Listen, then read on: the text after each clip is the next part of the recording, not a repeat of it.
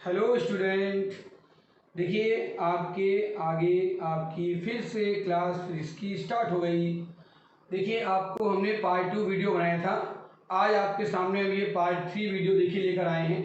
इस part 3 video में आप ध्यान देंगे तो हमने आपको पिछली क्लास में चुंबकत्व की स्थितियों के बारे में बताया था और हमने कहा था कि अगली क्लास में आपको इसी क्रम में आगे लेके चलेंगे।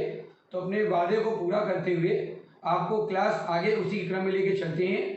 जिन बच्चों ने पार्ट 2 का वीडियो ना देखा हो हमारा, वो हमारे चैनल को सब्सक्राइब करने के बाद राइट साइड में ऊपर देखेंगे तो वहाँ पे आइकॉन बना होगा। आई बटन को क्लिक या प्रेस करने पे आपको हमारा पार्ट 2 का वीडियो मिल जाएगा। ओके, अब देखिए आज की क्लास में हम लोग आगे चलते हैं। और बायो सेवर्ट नियम है क्या? बायो और सेवर्ट कौन थे? बायो सेवर्ट एक दो वैज्ञानिक थे, एक बायो और एक सेवर्ट। बायो और सेवर्ट दोनों ने मिलकर धारावाही चालक में जो तार में धारा बह रही थी, इसके बारे में अपने नाम बताया आपको, बह थे अस्टेड। वैज्ञानिक अस्टेड ने बताया था कि जब किसी चालक तार में धारा प्रवाहित करते हैं तो उसमें चुंबकीय क्षेत्र उत्पन्न होने लगता है। उस कंडीशन पे होते हुए बायो और सेवर्ट ने कहा कि अगर कुछ चालक में धारा प्रवाहित करके उसके कुछ भाग पर देखा जाए कि उस भाग पर क्या प्रभाव पड़ रहा है या चुंबकीय क्षेत्र कैसे प्रवाहित हो रहा है, उस सिद्धांत के आधार पर इन्होंने इस नियम की खोज की। और इन्होंने ये बताया कि जब किसी चालक तार में धारा बहती है तो धारा के प्रवाहित होते समय, धारा के आगे बढ़ते समय किस किस कंडीशन में कहाँ कहाँ पर चुंबकीय क्षेत्र कितना होता है, उसकी गणना बायो सेवर्ट के नियम से हम लोग करते हैं। देखिए जैसे आप इसको लेके चलेंगे बायो सेवर्ट नियम, तो अच्छे समझे, कोई जल्दी नहीं है। ये देखिए कि आपका चालक तार है, ध्यान देना बेटा, पहले फिगर समझेंगे। ये आपका एक चालक तार है, ठीक। मान लीजिए इसमें धारा आई प्रवाहित हो रही है बेटा आपकी, ठीक। धारा आपकी जा रही है ऊपर की ओर। इसका एक पॉइंट हमने मान लिया ओ है, कोई पॉइंट। ओ पॉइंट से आर दूरी पर बेटा कोई बिंदु पी है, अच्छे समझिएगा। ये कोई बिंदु पी है, यहाँ पर चुंबकीय क्षेत्र डेल्टा बी है, ठीक, जो हमें ज्ञात करना है। चालक के साथ कोण कितना बना रहा है ये? थीटा। ये आपका क्या बेटा? चालक तार। ये बिंदु पी पर चुंबकीय क्षेत्र क्या है? डेल्टा बी, ठीक। अब देखिए इसका हमने कुछ भाग ले लिया तार का, क्योंकि ये जो सिद्धांत है ये खंड के लिए है, ठीक। तार के कुछ भाग के लिए अल्पांश कहते हैं इसको। इतना ले लिया मान लीजिए, ये डेल्टा एल से शो करेंगे इसको बेटा, ठीक। इसको क्या बोलेंगे? खंड की लंबाई, या इसको हम एक और कह सकते हैं नाम, अल्पांश। अभी नाम लिया था हमने आपके सामने, अल्पांश। क्लियर? अल्पांश। अल्पांश माने अल्प अंश, अल्प माने थोड़ा, अंश माने भाग, यानी कुछ भाग, इसको बोलेंगे अल्पांश, ठीक। अब देखिए इतना होने के बाद जब हम चालक तार में धारा प्रवाहित कर रहे हैं, तार मान लीजिए ए बी आपका तार है बेटा, चालक तार आपका ए बी है। इसमें हम जैसे धारा प्रवाहित करते हैं धीमे धीमे, तो आगे बढ़ने पर चुंबकीय क्षेत्र उत्पन्न होने लगता है और कुछ उसका भाग ले ले, कुछ खंड के ले ले, तो इसका जो सूत्र निगमन आता है, जो इसका सिद्धांत दिया गया था, वो खंड के लिए चुंबकीय क्षेत्र दिया था। तभी इसे बोलते हैं चालक खंड का चुंबकीय क्षेत्र। इसको क्या बोलते हैं? चालक खंड का चुंबकीय क्षेत्र।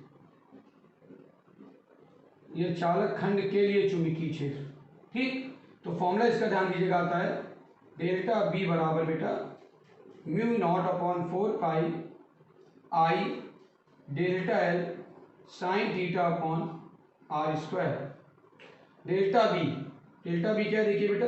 चुंबकीय क्षेत्र। म्यू नॉट अपॉन 4 पाई को हम कहीं कहीं म्यू 0 अपॉन 4 पाई भी कहते हैं, तो mu 0 upon 4 pi I delta L sine theta upon R square. बनी कंडीशन। आर क्या है? चालक से उस बिंदु की दूरी है। आई क्या है? प्रवाहित धारा है। डेल्टा एल क्या है? उस चालक में खंड है, कुछ भाग है चालक का, खंड की लंबाई है, खंड अवयव भी कहते हैं इसको। और बाकी जो चीजें, ये नियतांक है आपका। अब इससे एक सिद्धांत बनता है कि ये म्यू नॉट अपॉन 4 पाई क्या है? तो ये नियतांक है। क्या है? नियतांक। इस नियतांक का मान कुछ होता है, क्या होता है? म्यू नॉट अपॉन 4 पाई बराबर 10⁻⁻7 न्यूटन प्रति एम्पियर स्क्वायर। इसको याद करने का प्रयास करिएगा, ठीक। न्यूटन प्रति एम्पियर स्क्वायर 10⁻⁷ न्यूटन प्रति एम्पियर स्क्वायर। ये चुंबकशीलता होती है म्यू नॉट, इसे बोलते हैं चुंबकशीलता। यहाँ तक क्लियर। अब देखिए, तो परिभाषा अगर इसकी बनाना चाहें डेफिनेशन साइड में, तो एक इस तरह बनेगा B proportional to I delta L sine theta upon R square. निकल क्या है, अगर नियतांक को हटा दें तो प्रोपोर्शनल लगा सकते हैं हम यहाँ पे। तो capital B proportional to I delta L sine theta upon R square. अगर आप इसके आगे निबंध में बढ़े, इसके आगे प्रूफ करने के बेस में, तो आपको ध्यान देना पड़ेगा कि इसमें जो चालक खंड का चुंबकीय क्षेत्र है उसमें प्रवाहित धारा के समानुपाती है, यानी जितनी धारा प्रवाहित करेंगे उतना चुंबकीय क्षेत्र उत्पन्न होगा। फिर दूसरा पॉइंट, ये फर्स्ट। सेकंड क्या बनेगा, चालक खंड का चुंबकीय क्षेत्र उस चालक खंड के अल्पांश जिसका लिए चुंबकीय क्षेत्र जिसके बीच निकाल रहे हैं उसके समानुपाती होता है, यानी डेल्टा भी समानुपाती डेल्टा एल। दूसरा संबंध मिल गया। तीसरा पॉइंट, चालक खंड का चुंबकीय क्षेत्र उस चालक के साथ बने कोण की ज्या। अभी आपको नियम में हमने इसको बताया था, याद होगा, बने कोण की ज्या के समानुपाती होता है, संबंध नंबर 3। अब चौथा लेके चलें तो लास्ट आपने पढ़ा था चालक खंड का चुंबकीय क्षेत्र चालक से उस बिंदु की दूरी के वर्ग के व्युत्क्रमानुपाती होता है। मिल गया 4 संबंध। देखिए आपको 1 2 3 और ये 4। अब देखिए चारों संबंध जब लेके चलेंगे हम लोग तो चारों का मिला दें तो अपने आप देखिए एक संबंध आपको दिख रहा है। क्या दिख रहा है बेटा, अपने आप संबंध आपको दिख रहा है यहाँ पे, delta B proportional to I delta L sine theta upon R square बना यहाँ से। और अगर कोई नियतांक आ जाए बेटा तो नियतांक आएगा डेल्टा बी बराबर mu naught upon 4 pi I delta L sine theta upon R square. और इसकी वैल्यू मैंने बताई दी आपको अभी 10⁻⁷ न्यूटन प्रति एम्पियर स्क्वायर, ठीक। इसकी वैल्यू के बारे में और यूनिट के बारे में चर्चा हम अगले वीडियो में करेंगे। देखिए, इतना होने के बाद अगर आपको ये समझ में आ रहा हो तो आप स्क्रीनशॉट भी इसका ले सकते हैं जैसा चाहें आप, बायो-सेवर्ट नियम के अकॉर्डिंग। देखिए, अब इसी को अगर हम आगे और बढ़ाएं इसी क्रम में तो बायो-सेवर्ट के नियम के अकॉर्डिंग आप एक चीज और ध्यान देंगे, अगर आपने ध्यान दिया हो तो आप एक चीज और ध्यान देंगे इसी क्रम में। देखिए, म्यू नॉट आया इसमें शब्द, तो म्यू नॉट क्या होता है बेटा, पहले म्यू नॉट का अगर मान निकालें हम तो 10⁻⁷ न्यूटन प्रति एम्पियर स्क्वायर, प्रति एम्पियर स्क्वायर इसकी वैल्यू होती है बेटा। जैसे वैद्युत क्षेत्र अगर आपने ध्यान दिया, पढ़ाएंगे अभी वीडियो बनाएंगे आपको, तो वैद्युत क्षेत्र में आपने देखा होगा उसमें विद्युतशीलता होती है निर्वात में, ऐसे यहाँ पे निर्वात में चुंबकशीलता होती है, ठीक। अब देखिए, जब इसको आप आगे लेके चलेंगे तो इसका जब मान निकालते हैं तो इसमें एक कंडीशन आती है, आप 10th पढ़ चुके हैं, कक्षा 10 में पढ़ा होगा आपने पहले, कि यदि कोई चालक तार है उसमें धारा प्रवाहित कर रहे हैं तो एक चुंबकीय क्षेत्र अंतर बन जाता है। अगर इस चालक के खंड केंद्र O है, इसका मान लीजिए, और केंद्र O से R दूरी पर कोई बिंदु P है और उसमें चुंबकीय क्षेत्र B उत्पन्न हो रहा है, मान लीजिए, ठीक, R दूरी है इसकी, ध्यान दीजिएगा। इस कंडीशन में फॉर्मूला यहाँ पे धारा I बह रही तार में, तो आपका एक संबंध आता है capital B proportional to I, अच्छे समझिएगा, ठीक। दूसरा आता है B प्रोपोर्शनल टू 1/R। अब अगर इन दोनों को मिला दिया जाए, यानी ये क्या बता रहा है, चालक तार में प्रवाहित धारा होने पर चुंबकीय जो उत्पन्न हो जाता है, तो B/I, धारा प्रवाहित होगी तो चुंबकीय उत्पन्न होगा, धारा प्रवाहित नहीं होगी तो चुंबकीय उत्पन्न नहीं होगा, B/I आ गया। अब दूसरा लेके चलें तो चालक से उसकी दूरी, जितनी दूरी ज़्यादा बढ़ती जाएगी उतना चुंबकीय क्षेत्र कम होता जाएगा। याद है पार्ट 2 वीडियो बनाया था, मैंने आपको बताया था चुंबकत्व से जैसे हम चुंबकीय सुई को दूर लेते जाते थे उस चुंबकीय सुई का आकर्षण धीमे धीमे कम होता जाता था और वो पुनः अपनी स्थिति में लौट आती थी, ठीक है।